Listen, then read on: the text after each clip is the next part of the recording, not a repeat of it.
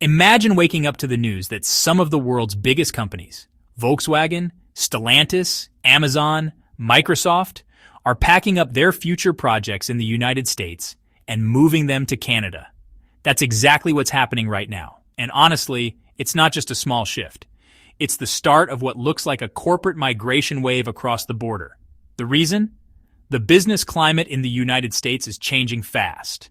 Higher tariffs, rising labor costs, unpredictable rules, and big corporations, well, they really hate uncertainty. For decades, the United States was the first choice for global investors. It was the place where you built factories, opened offices, and tested bold new ideas. But today, that reputation is being challenged in a way we haven't seen before. At the center of this corporate migration is a single, powerful trigger: tariffs. In 2025, President Donald Trump raised steel tariffs from 25% to 50% and proposed an additional 25% tariff on imported cars.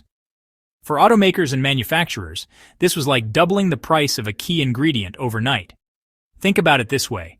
If you run a bakery and suddenly the cost of flour doubles, you don't just keep baking the same way. You either raise prices, cut production, or look for a cheaper supplier. That's exactly what these companies are doing. Except their cheaper supplier is an entirely different country. But it's not just about tariffs. Businesses are also dealing with a tangle of new problems: immigration restrictions that make it harder to hire foreign talent, slow and unpredictable permit processes that delay construction projects, and even union strikes that disrupt production schedules. To make matters worse, United States policies can flip overnight. One week there's a new incentive, the next week it's canceled by executive order. For global corporations, this unpredictability is the real deal breaker. They need to plan investments 5, 10, even 20 years ahead. And if they can't forecast what tariffs or labor rules will look like next quarter, they start searching for safer ground. This is where Canada steps in, not just as a nearby alternative, but as a country actively positioning itself as a business-friendly safe haven. While the United States is creating uncertainty, Canada is rolling out the red carpet for global businesses. Ottawa has adopted a simple but powerful strategy: make the rules clear, keep them stable, and let companies plan far into the future. Instead of surprise policy changes, Canada offers predictable tax credits that last 3, 5, or even 8 years. These aren't just small perks. They cover entire sectors like electric vehicle battery production, rare earth mineral processing, clean energy storage, and artificial intelligence development. For a CFO trying to build a 10-year budget model, that predictability is gold. Then there's immigration. While the U.S. H-1B visa lottery has become a headache for tech workers and their employers, Canada is promising to process work permits for highly skilled workers in just 2 weeks under its fast-track talent program. This means a company can hire top engineers, data scientists, or AI researchers from anywhere in the world and have them legally working in Toronto or Vancouver almost immediately. Even energy policy is part of the deal. Canada's commitment to green electricity is helping automakers and tech giants lower their carbon footprints and boost their ESG scores without paying a premium for renewable power. The result is a business environment that feels like the opposite of the current United States climate: calm, predictable, and designed to attract long-term investment. And for some companies, the difference is so significant that it's changing billion-dollar decisions, which brings us to one of the biggest examples of this trend. Volkswagen's decision might be the clearest example of how this shift is playing out. The German automotive giant had originally planned to expand its production footprint in California as part of its electric vehicle strategy.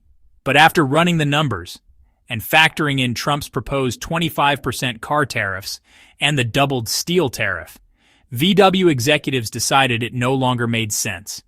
Instead, they announced a massive $4.5 billion Gigafactory in St. Thomas, Ontario. This isn't just a plant. It's the backbone of Volkswagen's North American EV strategy. The deal includes cell technology imported from Germany and a supply chain built around Quebec's lithium and nickel reserves, which solve range and battery reliability issues from the start. So why Canada? The math told the story. Canada's 15% investment credit alone saved Volkswagen tens of millions of dollars compared to the higher labor costs and mandatory union negotiations they would have faced in the United States. On top of that, Canada's commitment to 100% clean electricity made the project greener and more ESG-friendly, a key factor for European automakers under strict environmental rules. This move was such a big win for Canada that it sent a signal to the entire auto industry: you don't have to build your EV future in the United States anymore. And it opened the door for other manufacturers to rethink their plans too, including one of VW's closest rivals. Volkswagen wasn't the only one to make a major move. Other giants have followed, each for slightly different reasons, but all pointing to the same conclusion. Canada looks safer than the United States right now.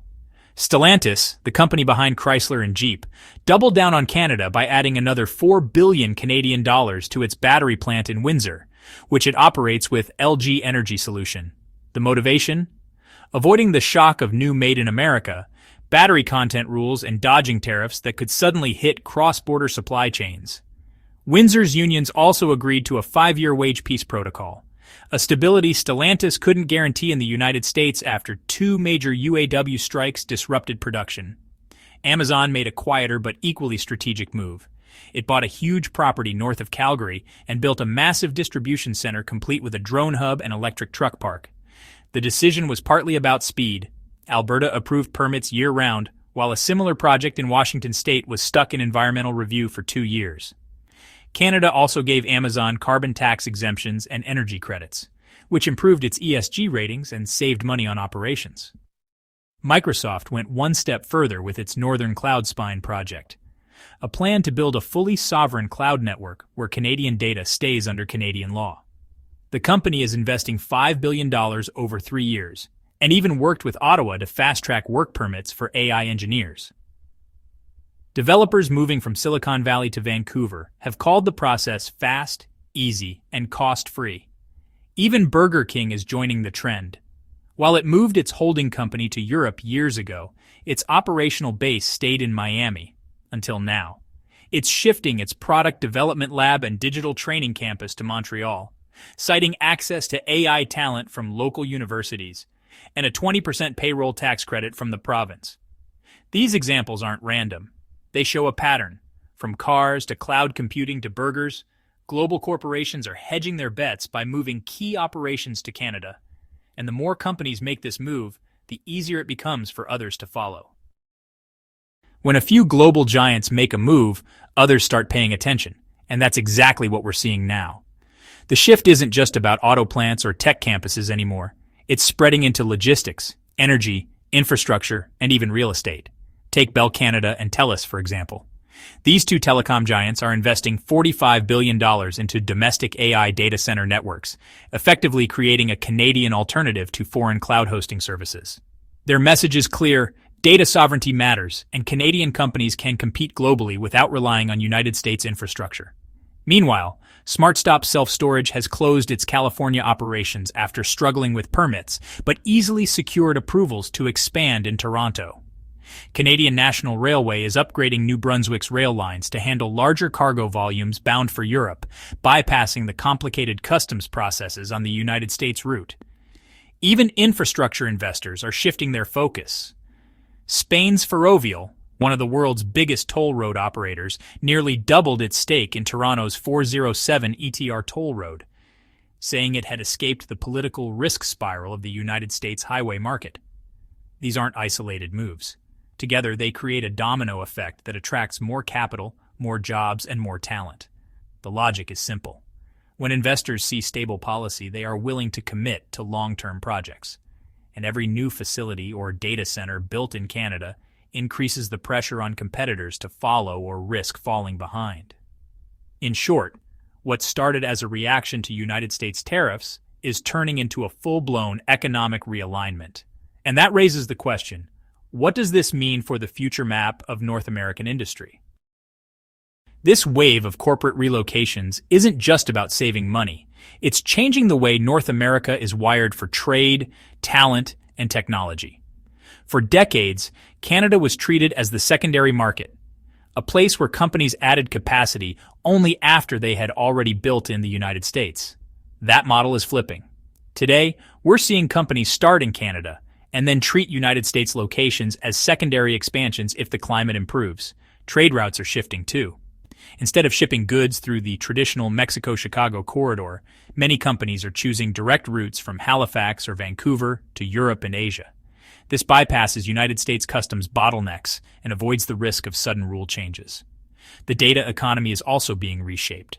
With Microsoft, Bell, and TELUS building sovereign cloud systems, more and more sensitive commercial data will sit on Canadian servers, a big selling point for companies worried about privacy, compliance, or political interference in Washington. And then there's the labor force. Engineers stuck in United States visa backlogs are finding it easier to get residency in Toronto. Battery technicians are moving from Seattle to Windsor to work in EV plants. Even logistics planners are heading north to design autonomous drone routes out of Calgary. Put together, these changes amount to a quiet rewriting of the industrial map.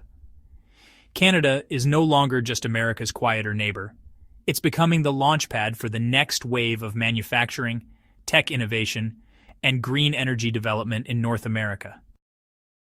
All of this leads us to a critical question. What happens next?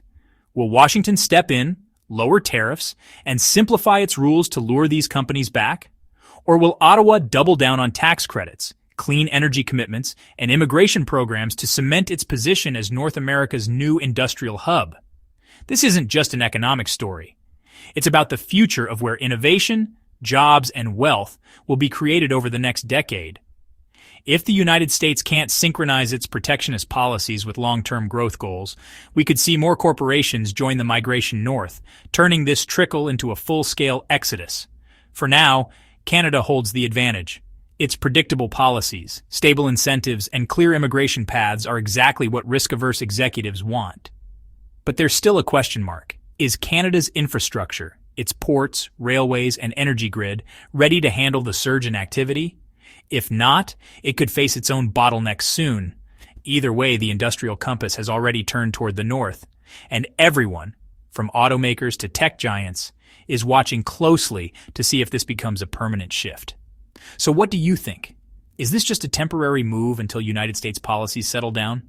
Or is Canada truly becoming the new manufacturing capital of North America? Share your thoughts in the comments.